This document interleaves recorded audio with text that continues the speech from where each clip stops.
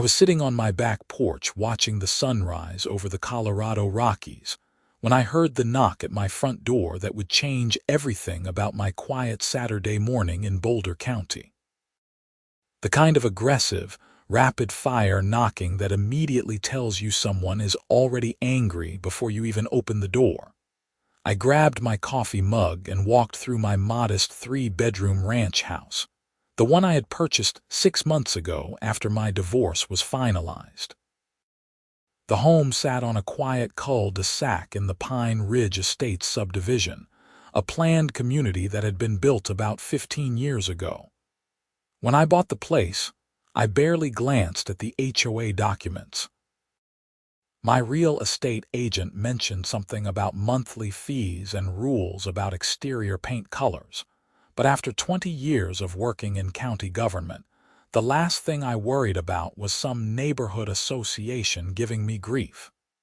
Big mistake. Through the frosted glass panel beside my front door, I could make out the silhouette of a woman with her hands on her hips. I opened the door to find a blonde woman in her late 40s, wearing a cream-colored pantsuit that looked like she was about to sell me a timeshare. Her makeup was perfect.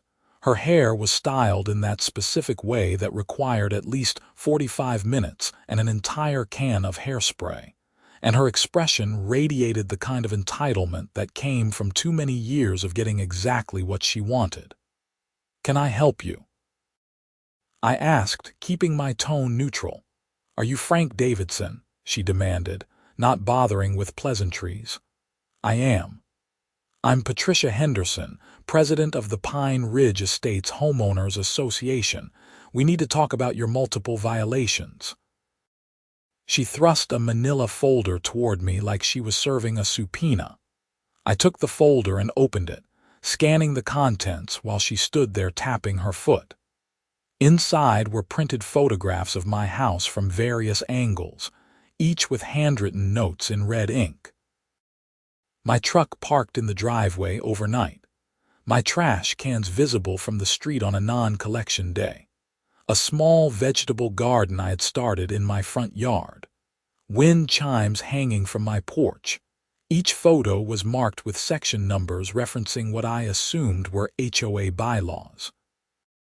"You are in violation of sections 3.4, 7.2, 8.1, and 12.6 of our community covenants," Patricia announced, her voice rising slightly. "Trucks are not permitted to be parked in driveways between the hours of 8 p.m. and 8 a.m. Trash receptacles must be stored in garages or behind fencing. Front yards are designated for approved landscaping only, not vegetable gardens, and decorative items such as wind chimes require prior approval from the Architectural Review Committee." I looked up from the folder. "These are wind chimes from my mother. She passed away last year." Patricia's expression didn't soften even slightly. "I understand that may have sentimental value, but the rules apply to everyone equally.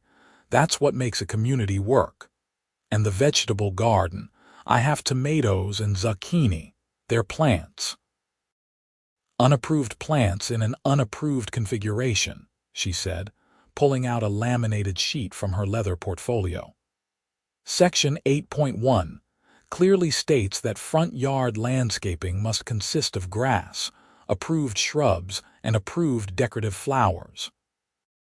Vegetables are explicitly prohibited in front yards. They belong in backyards only." I felt my jaw tightening. "I read through my HOA documents when I bought this place. I don't remember seeing anything this specific." "Then you didn't read carefully enough," Patricia said, her tone dripping with condescension. "These rules have been in place since the subdivision was established.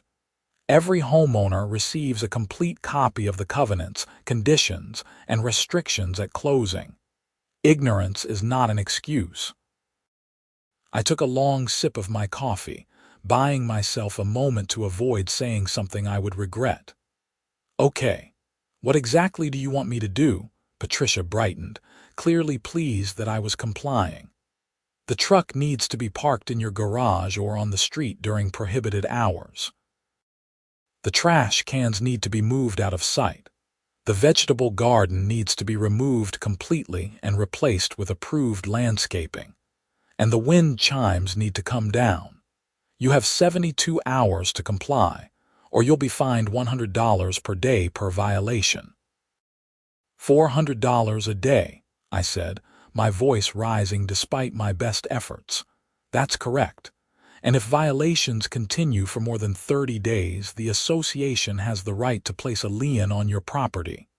She smiled, but there was no warmth in it. I'm sure it won't come to that. You seem like a reasonable person. I wanted to tell her exactly where she could put her violations and her liens, but instead I just nodded. I'll take care of it. Wonderful, Patricia said, turning to leave. Then she paused and looked back. Oh, and one more thing. I noticed your grass is approaching 3 inches in height. Our regulations specify a maximum height of 2.5 inches. You might want to mow today. She walked down my driveway to a white Lexus SUV parked at the curb, climbed in, and drove away. I stood there holding the folder, feeling my blood pressure rising. In all my years dealing with county politics, zoning disputes, and budget battles, I had never felt quite this level of petty frustration. I went back inside and actually read through my HOA documents, all 68 pages of them. Patricia was right about the rules, unfortunately. The covenants were incredibly detailed and restrictive. No commercial vehicles, no boats or RVs visible from the street, no political signs except during designated election periods. Approved paint colors only, no basketball hoops, no clotheslines. No bird feeders.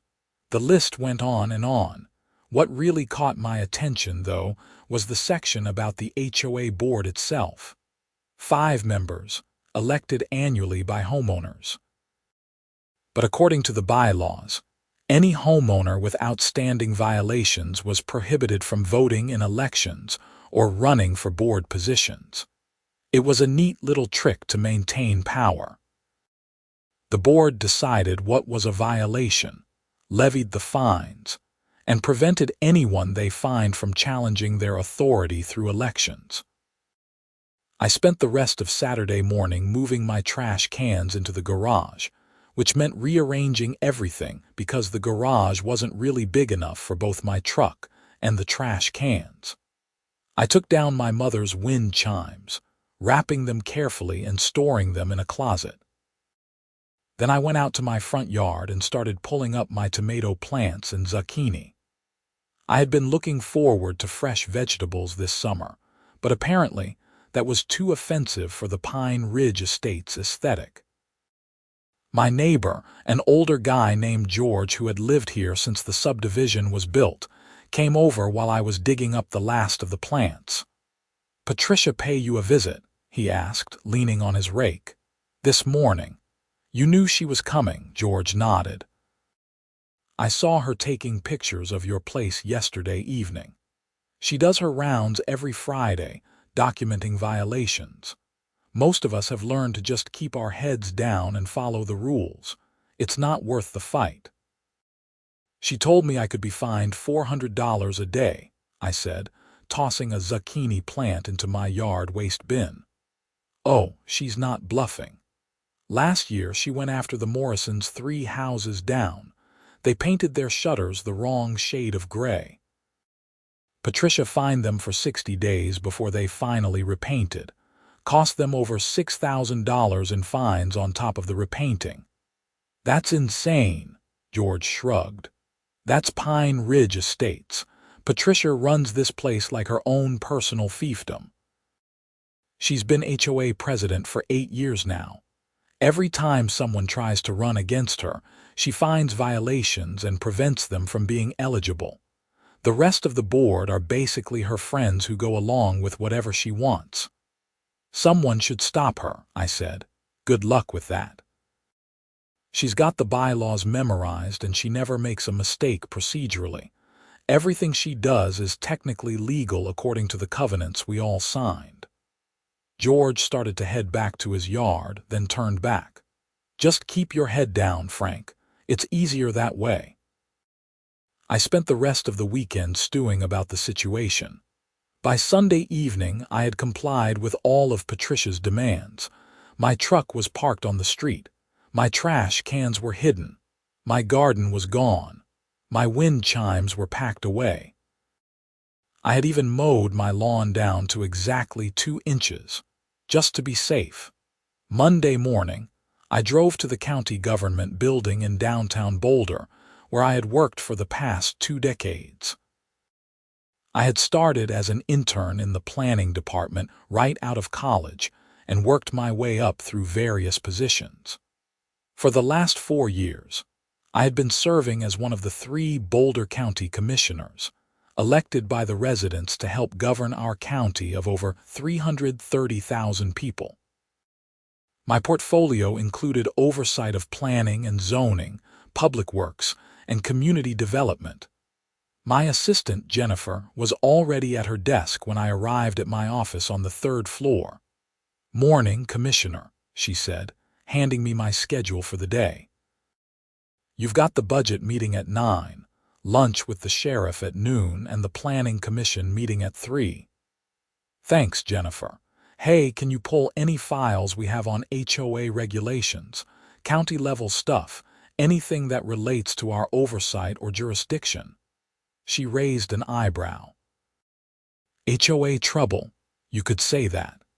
An hour later, Jennifer brought me a stack of folders. Colorado law, it turned out, gave HOAs broad authority to create and enforce their own rules, but there were limits. HOAs had to follow their own bylaws. They had to provide due process. They couldn't discriminate.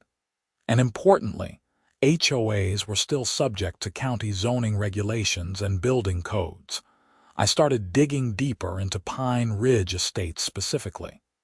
The subdivision had been approved by the County Planning Commission back in 2008. I pulled up the original development plans, the plat maps, and the conditions of approval. That's when I found something interesting. When the developer had requested approval for Pine Ridge Estates, the county had required several public improvements as conditions of approval. These included a small neighborhood park, street trees, and a stormwater management system.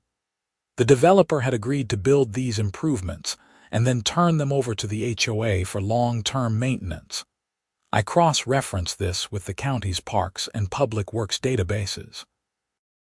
The park existed, about 2 acres at the center of the subdivision with playground equipment and a pavilion. But according to our records, the park had never been properly transferred to the HOA. Technically, it was still county property, even though the HOA had been maintaining it and treating it as their own for over 15 years. This was interesting, but I needed more. I spent my lunch hour researching Patricia Henderson instead of meeting with the sheriff, texting him an apology that I had to reschedule. I searched property records, court filings, business registrations, anything public that might give me insight into who I was dealing with. Patricia owned her home in Pine Ridge Estates free and clear, valued at about $800,000. She sat on the boards of 2 other local organizations, both nonprofit groups focused on neighborhood beautification. She had sued 3 different people in small claims court over the past 5 years, winning each time. And most interestingly, she owned a landscaping company called Henderson Gardens, LLC. I pulled up the HOA's financial records, which were public documents that had to be filed with the county. Over the past 3 years, Pine Ridge Estates HOA had paid Henderson Gardens over $200,000 for landscaping services in the common areas. Patricia was literally paying herself with HOA funds, which raised significant questions about conflicts of interest. Tuesday afternoon, I got another visit from Patricia. This time I was ready for her. She knocked on my door at exactly 5 p.m., holding another manila folder. I invited her in, offering her coffee, which she declined. "Mr. Davidson, I'm here to conduct a compliance inspection," she announced, pulling out her phone and starting to take photos before I could even respond. "Excuse me, standard procedure. When a homeowner has been cited for violations, we conduct a follow-up inspection to ensure compliance." She walked through my living room, looking around like a health inspector. "I need to verify that the wind chimes haven't simply been moved to another location that's still visible from the street." "They're in my closet," I said, struggling to keep my tone civil. Patricia peered out my back window at my deck. "Are those string lights?" "Yes, on my back deck, which isn't visible from the street. Section 15.3 requires approval for any exterior lighting beyond builder-installed fixtures." She made a note in her folder. "You've got to be kidding me." "I don't kid about covenant enforcement, Mr. Davidson. This is a courtesy visit to let you know about this new violation. You have 72 hours to remove the lights or submit an application for approval, along with the $50 application fee." Something inside me snapped. "Patricia, let me ask you something. How much does your company, Henderson Gardens, make from the HOA each year?" Her expression froze. "I don't see how that's relevant." "About $70,000 annually, based on the financial records." "Does the HOA board know that you're essentially paying yourself with their money?" "That's completely transparent and above board," Patricia said, her voice getting sharp. "My company provides excellent service at competitive rates. The board approves all expenditures." "The board that consists of your friends. The board that you've carefully maintained by preventing any opposition from running against you through selective enforcement of violations." Patricia's face flushed red. "I've done nothing wrong. Everything I do is in accordance with the covenants and Colorado law. If you have a problem with how this HOA is run, you're welcome to file a complaint with the board, which I'm sure will give it all the consideration it deserves." "Get out of my house," I said quietly. "Gladly." "You now have 2 violations, Mr. Davidson. The lights and your tone with me, which violates Section 22.8 regarding conduct unbecoming of a Pine Ridge Estates resident. That's $300 per day in fines as of right now." She left, and I stood in my living room shaking with anger. I had dealt with difficult people throughout my career, but Patricia Henderson was in a category by herself. Wednesday morning, I called an emergency meeting with the county attorney, Sarah Mitchell. We met in one of the small conference rooms, and I laid out everything I had discovered. "So you want to know if she's breaking any laws?" Sarah said, reviewing my notes. "I want to know what authority we have as a county to oversee HOAs, especially when they're potentially engaged in self-dealing and abuse of power." Sarah leaned back in her chair. "HOAs are private organizations, generally outside our jurisdiction. But there are a few angles here. First, if she's paying herself without proper disclosure, that could be a conflict of interest that violates Colorado statutes regarding HOA board members. Second, if she's selectively enforcing rules to prevent people from voting, that could be considered an unfair business practice. Third, and this is the big one, you said the park is still technically county property. According to our records, yes.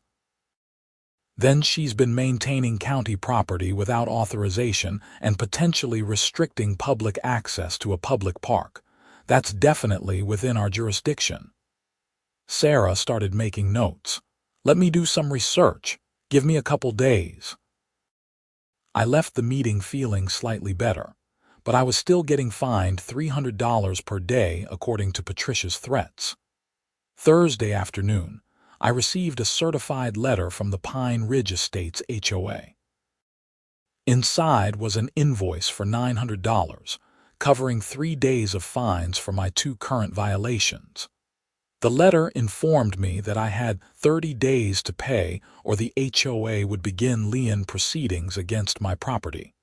Friday morning, Sarah called me back to her office. She had a thick folder of documents and a smile that told me she had found something good. "Okay, so here's what I've got," she said, spreading papers across the conference table. "Patricia Henderson has violated at least 3 Colorado statutes. First, Colorado Revised Statutes Section 3833.3, 209.5, requires HOA board members to disclose any conflicts of interest and requires competitive bidding for contracts over a certain amount. She's been awarding contracts to her own company without proper disclosure or bidding." "That's great, but how do we enforce that?" "Any homeowner can file a complaint with the Colorado Attorney General's office, but here's the better part. I pulled the covenants for Pine Ridge Estates and compared them to the original development approval from 2008. The county's approval was conditioned on the developer creating an HOA that would maintain certain standards to protect property values and provide for public amenities. The covenants filed with the county explicitly state that the HOA must operate for the benefit of all homeowners and the general public." "Okay," I said, not quite following.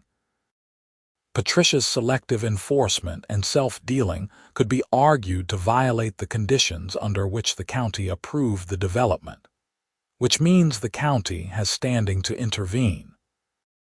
We could potentially file for an injunction against the HOA's current practices and require them to reform their governance."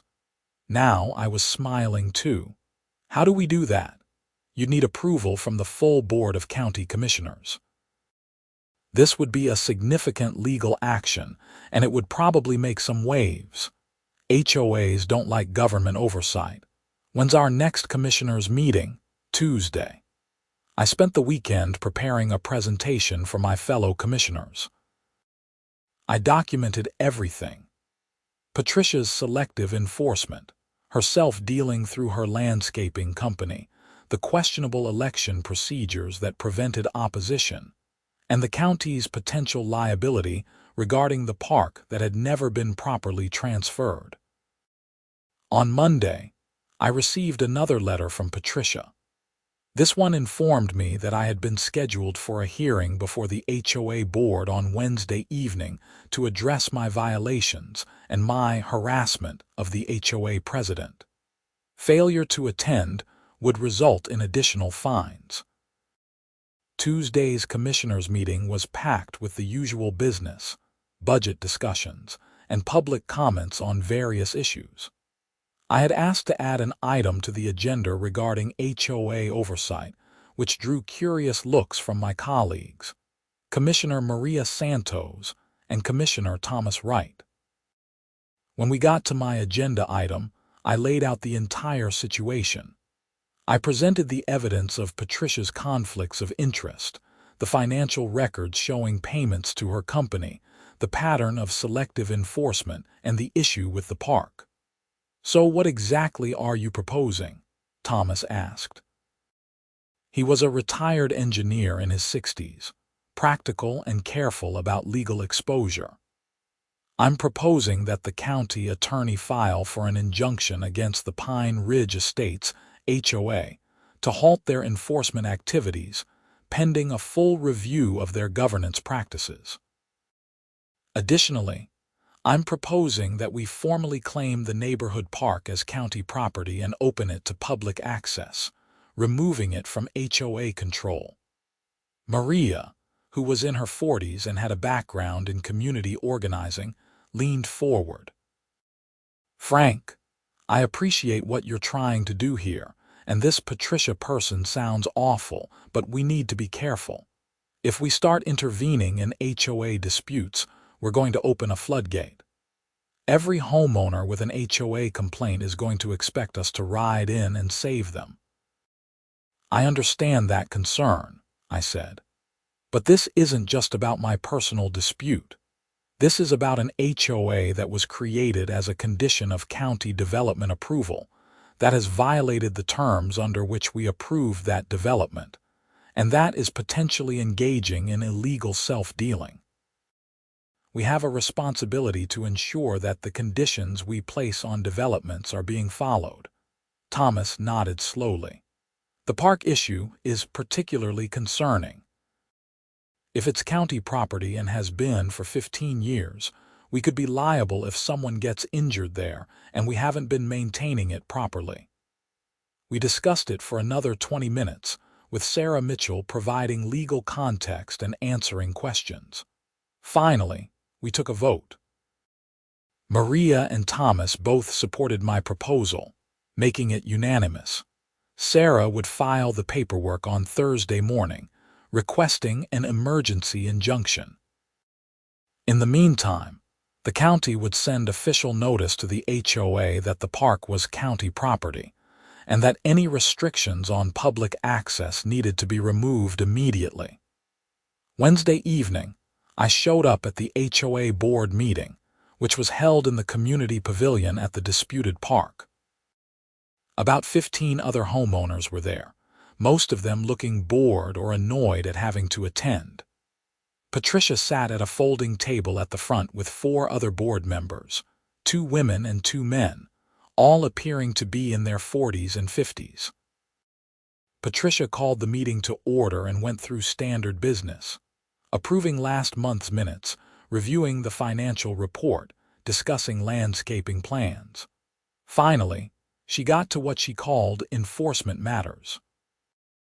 We have a homeowner tonight who has accumulated significant violations and has also engaged in harassment of board members, Patricia announced, looking directly at me.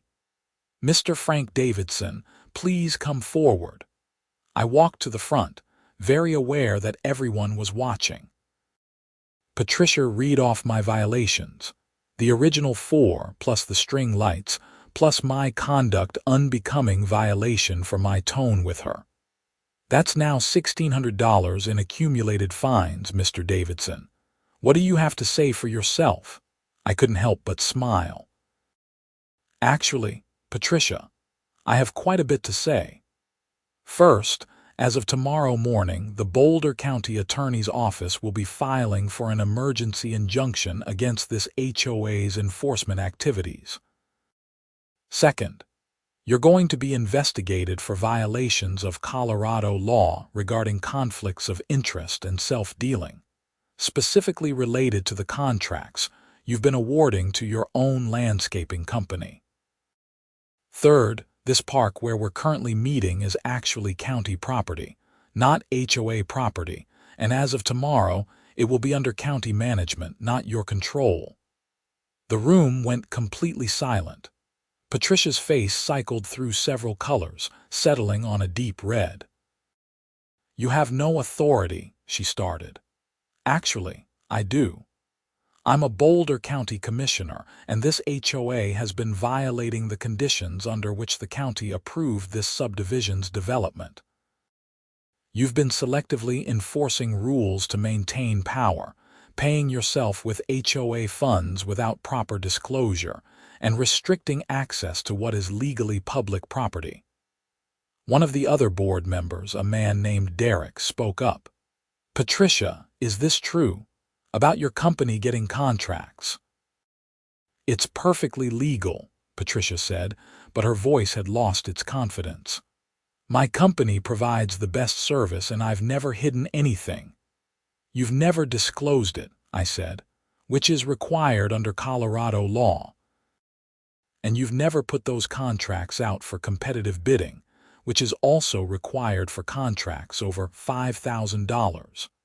A woman in the audience raised her hand. I'd like to hear more about this. I've been wondering why our HOA fees keep going up while the service seems to stay the same. Other homeowners started talking among themselves, the room filling with confused and angry voices. Patricia tried to call for order, banging a gavel on the table, but nobody was paying attention anymore. This meeting is over, Patricia announced, gathering her papers. We'll reconvene when people are prepared to act civilly." "No," I said firmly. "This meeting stays in session. According to your own bylaws, which I've now read very carefully, any board member can be removed by a 2/3 vote of homeowners present at a properly noticed meeting." "This is a properly noticed meeting." Derek looked at me, then at Patricia, then at the crowd of increasingly angry homeowners. "I think we need to take this seriously. I move that we suspend all enforcement activities until we can get an independent legal review of our practices." "Second," said one of the women on the board immediately. Patricia looked betrayed. "You can't be serious. I've worked for years to maintain this community's standards, and apparently made a lot of money doing it," another homeowner called out from the audience. The board voted, with only Patricia voting against the motion to suspend enforcement. Then someone from the audience made a motion to remove Patricia as president pending the investigation. The vote wasn't even close. Homeowners who had been silent for years suddenly found their voices, sharing stories of unfair fines, selective enforcement, and harassment. Patricia stood up, her face still red, but now her eyes were wet. "You people have no idea what you're doing. Without proper enforcement, this neighborhood will fall apart. Property values will plummet. You're making a huge mistake. I think the mistake was letting you run things without any accountability," George, my neighbor, said from the back of the room. Patricia grabbed her belongings and stormed out. The remaining board members looked shell-shocked, suddenly realizing they had to figure out how to actually run an HOA properly. I spent the next hour answering questions from homeowners about what would happen next. The county's investigation would take time, probably several months. In the meantime, the board needed to hire an independent attorney to review their practices and an accountant to audit their finances.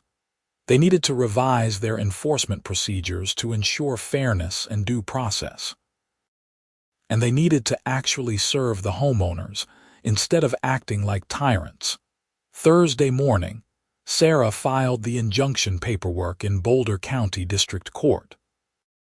She also sent a formal letter to the HOA's registered agent, informing them of the county's claim to the park property and requiring the removal of any residents-only signage within 48 hours. That afternoon, I got a call from a lawyer representing Patricia Henderson. He informed me that his client intended to file a lawsuit against me personally for defamation and against the county for overreach and improper interference with the HOA's business. "Go ahead," I told him. "Everything I said is documented and factual. Discovery should be very interesting for your client." The lawyer hung up after some blustering about how this wasn't over. Over the next few weeks, things moved quickly. The Colorado Attorney General's office opened an investigation into Patricia's conflicts of interest after receiving complaints from multiple Pine Ridge Estates homeowners.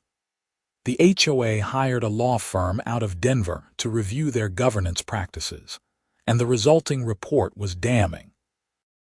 Patricia had systematically abused her authority for years, selectively enforcing rules against people she didn't like while ignoring identical violations by her friends.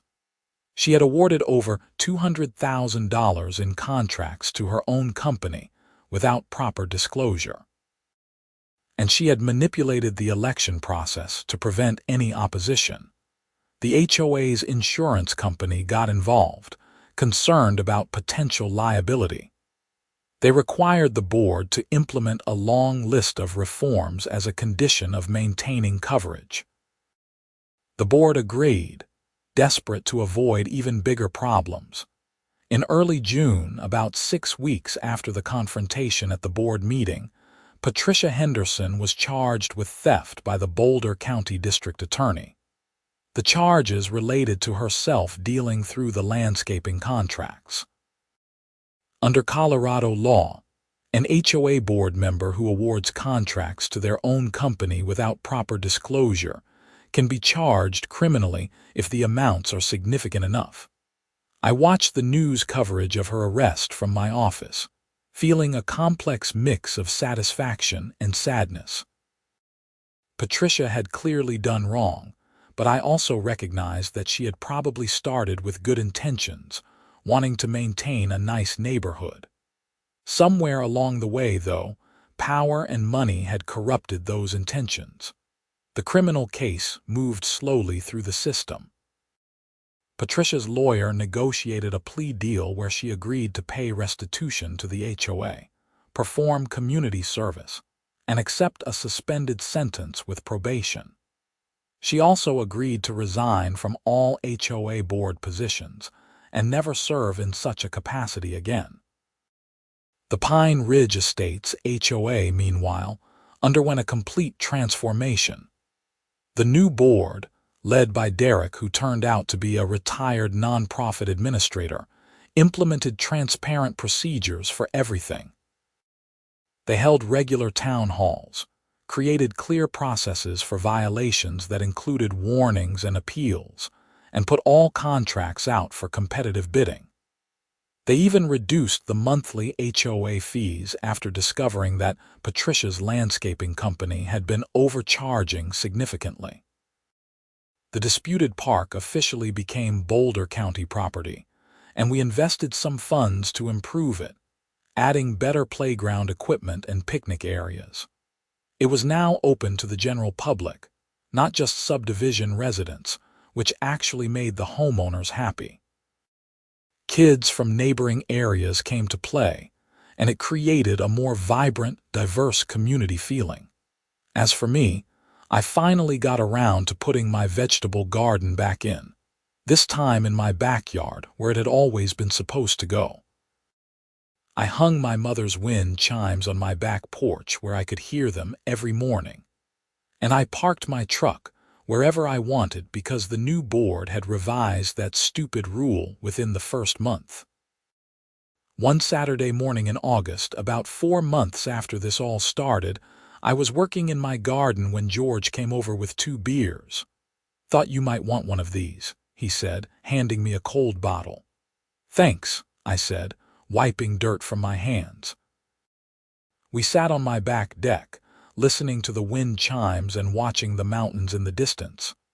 "You know, I've lived here for 15 years, George said, "and this is the first time it actually feels like a real community. People talk to each other now.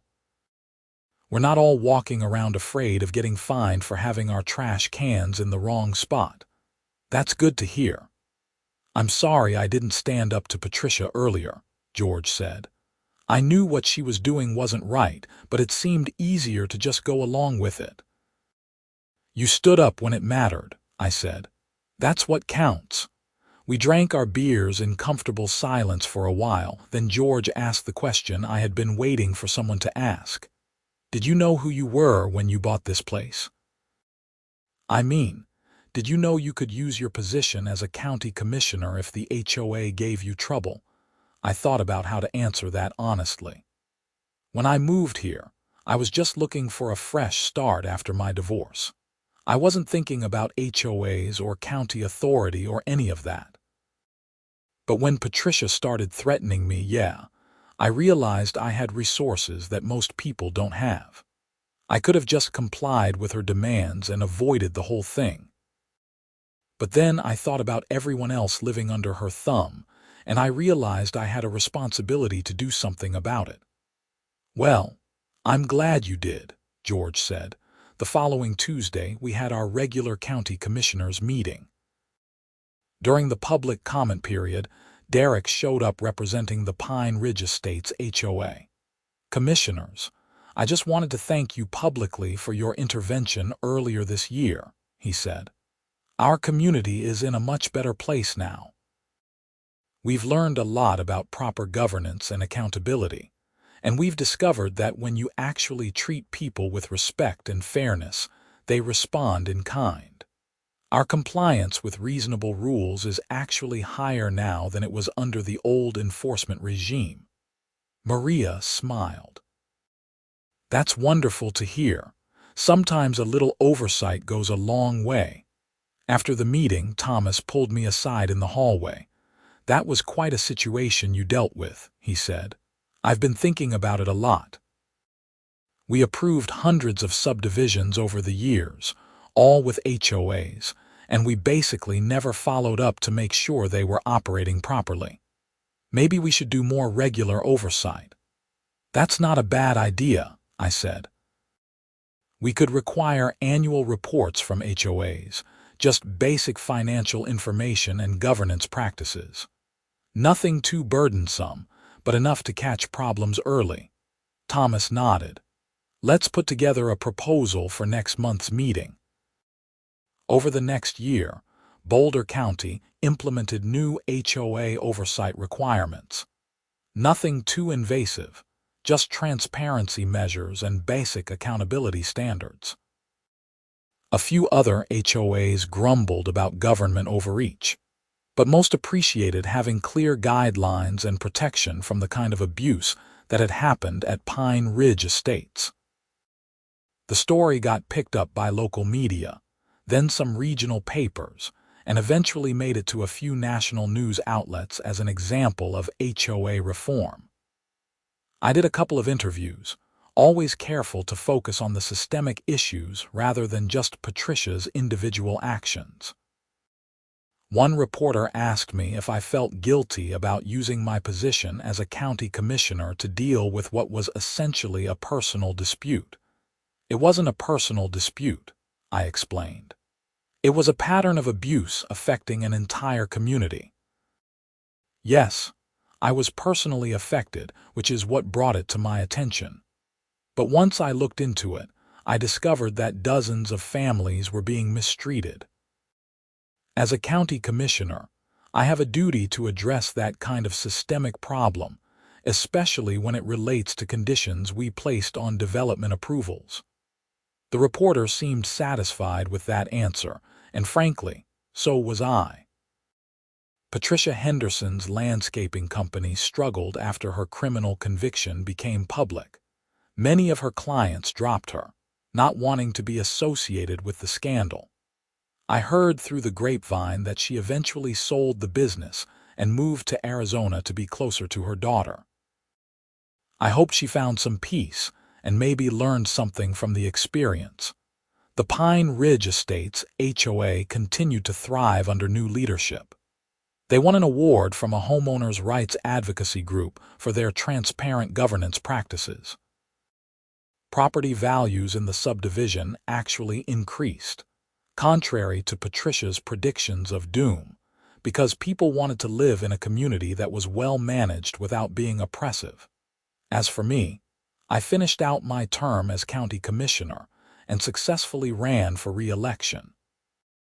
The HOA situation became a talking point in my campaign, an example of standing up for ordinary residents against concentrated power. It resonated with voters who had their own frustrations with various bureaucracies and authorities. 2 years after the initial confrontation, the Pine Ridge Estates HOA invited me to speak at their annual meeting. I talked about the importance of community, accountability, and the balance between rules and freedom.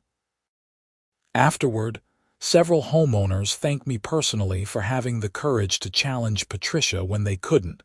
One woman, probably in her 70s, grabbed my hand with both of hers. "You gave us our neighborhood back," she said, tears in her eyes. I was actually thinking of selling my house because I couldn't stand living under her constant scrutiny. Now, I'm planning to stay here for the rest of my life. Those moments made all the stress and conflict worthwhile. I learned a lot from the experience. I learned that power corrupts, even in small domains like neighborhood associations. I learned that sometimes the best thing you can do is stand up to bullies, even when it's easier to just comply. I learned that most people want to do the right thing, but they need someone to go first, to take the risk, to show them it's possible. I also learned that my role as a county commissioner wasn't just about big policy decisions and budget numbers. It was about using whatever authority I had to make life better for the people I served, even in unexpected ways. The wind chimes still hang on my back porch, singing in the Colorado breeze. My vegetable garden produces more tomatoes and zucchini than I can eat, so I share them with neighbors. My truck parks wherever it needs to park, and every morning when I sit on my deck with coffee, watching the sunrise over the Rockies, I'm grateful for the quiet victory of standing up for what was right. People sometimes ask me what advice I'd give to someone dealing with an abusive HOA. I tell them to start by documenting everything. Keep records of all violations, all fines, all communications. Know your rights under state law. Review your HOA's covenants and bylaws carefully, looking for procedural violations or inconsistent enforcement. Build alliances with other homeowners who are frustrated. And most importantly, don't be afraid to escalate to authorities who have oversight, whether that's your county government, your state attorney general, or even the courts if necessary. Not everyone has the advantage of being a county commissioner, obviously, but everyone has more power than they think. HOA boards rely on homeowners being passive and intimidated. The moment homeowners start organizing and demanding accountability, the power dynamic shifts. The Pine Ridge Estates situation also taught me about the importance of good governance structures. When Patricia had essentially unlimited power with no real oversight or accountability, she abused it. But when the HOA implemented checks and balances, transparency requirements, and genuine democratic processes, things worked much better. That's a lesson that applies far beyond HOAs, to every level of government and organization. I stayed in touch with Derek and several other Pine Ridge homeowners over the years. The community continued to evolve and improve. They started a community garden in one corner of the county park, with individual plots that residents could rent for a small fee. They organized neighborhood events like summer barbecues and holiday parties. They created a directory of homeowners' skills and services, so neighbors could hire each other for various jobs instead of bringing in outside contractors. In other words, they built a real community instead of just a collection of houses governed by restrictive rules. 5 years after the initial confrontation, I was invited to participate in a panel discussion at a national conference on HOA reform. I shared the Pine Ridge Estates story alongside advocates, attorneys, and homeowners from across the country who had their own tales of HOA abuse and successful reform efforts. The conference made me realize how widespread these problems were. Millions of Americans live in HOA-governed communities, and while many HOAs function reasonably well, there's a significant minority that abuse their power. The common threads were always the same: concentrated power in the hands of a few individuals, lack of meaningful oversight, and homeowners who felt helpless to challenge unfair treatment. But the conference also highlighted successful reforms in various states. Some had passed laws requiring HOA financial transparency. Others had created state-level offices to handle HOA disputes. Still others had reformed the rules around liens and foreclosures to prevent HOAs from taking people's homes over minor violations. Colorado ended up being a leader in this area, partly because of the Pine Ridge Estates case and the reforms that Boulder County implemented afterward. Other counties followed our model of requiring basic transparency and accountability from HOAs that were created as conditions of development approval. I sometimes wonder what would have happened if I had just complied with Patricia's demands that first morning. My life certainly would have been simpler in the short term. I could have moved my truck, removed my garden, taken down my wind chimes, and avoided all the conflict and stress. But then, I think about that elderly woman who said I gave her neighborhood back. I think about the families who were being unfairly fined hundreds or thousands of dollars. I think about the culture of fear that Patricia had created, where people were afraid to put up a basketball hoop or hang holiday decorations without approval. And I know that complying would have been the wrong choice. Sometimes you have to stand up and fight, not just for yourself, but for everyone who can't fight for themselves. The experience also deepened my commitment to public service. Being a county commissioner isn't just a job or a title. It's a responsibility to use whatever power and authority you have to make your community better, to protect people from abuse, to ensure that systems work fairly for everyone. I served 3 terms as Boulder County Commissioner, 12 years total, before deciding not to run for re-election. I had accomplished what I wanted to accomplish, and it was time for new voices and new energy. On my last day in office, the current Pine Ridge Estates HOA board presented me with a plaque thanking me for my service to their community. The plaque hangs in my home office now, next to my mother's wind chimes, which I moved inside when I finally decided to downsize and move to a condo. A condo without an HOA, I should note. I'd had enough of that world. Looking back on my career in county government, the Pine Ridge Estates situation stands out as one of the most personally satisfying things I was involved in. It wasn't the biggest policy initiative or the most important budget decision. But it was a clear case of right and wrong, of standing up to a bully, of using power responsibly to help people who needed help.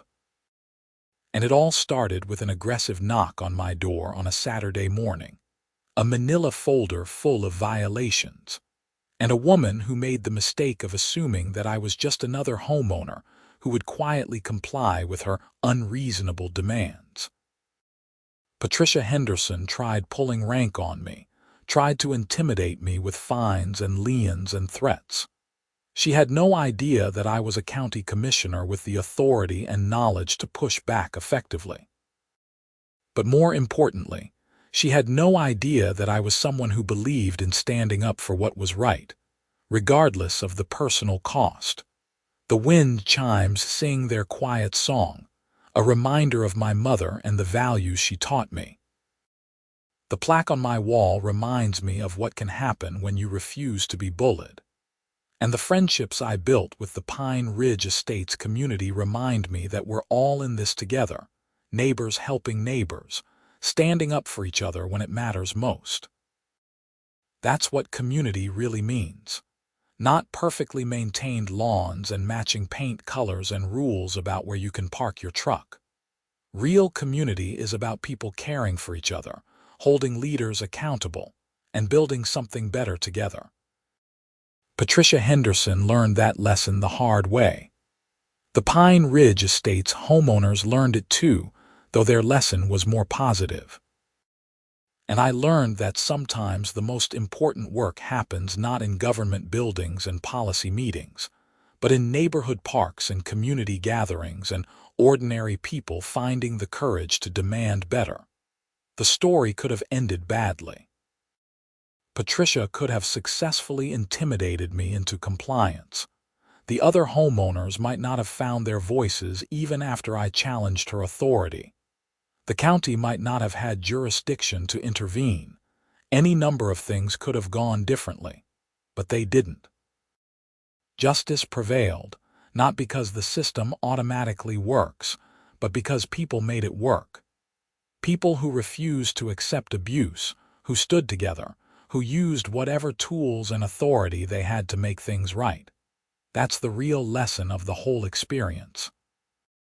Change doesn't happen automatically. Bullies don't stop being bullies just because you ask nicely.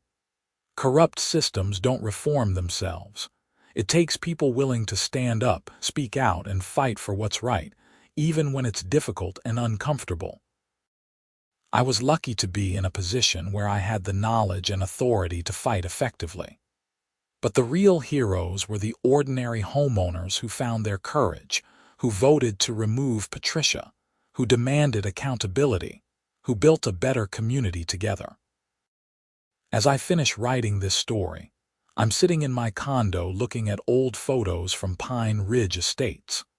There's one from a neighborhood barbecue about a year after Patricia was removed, showing dozens of families gathered in the county park, kids playing, adults laughing and talking. Everyone looks relaxed and happy, no longer worried about violating some obscure rule. That photo captures what we accomplished better than any legal document or news article. We didn't just reform an HOA's governance practices. We freed a community from fear and oppression. We showed people that they had power, that they could make a difference, that things could change for the better. And we did it all because I refused to let Patricia Henderson intimidate me that Saturday morning. Because when she tried pulling rank, she learned something important about who I was and what I could do. Because I was the county commissioner, and I wasn't going to let her abuse go unchallenged. The story of Pine Ridge Estates HOA is ultimately a story about the proper use of power. Patricia misused her power as HOA president to enrich herself and control her neighbors. I used my power as county commissioner to hold her accountable and protect the community. The homeowners used their power as voting members to reform their HOA and create something better. Power itself isn't good or bad. It's how we use it that matters. And that Saturday morning when Patricia knocked on my door, threatening me with fines and liens and all her petty authority, neither of us knew how this would end. But I knew one thing for certain. I wasn't going to let her win. And I didn't.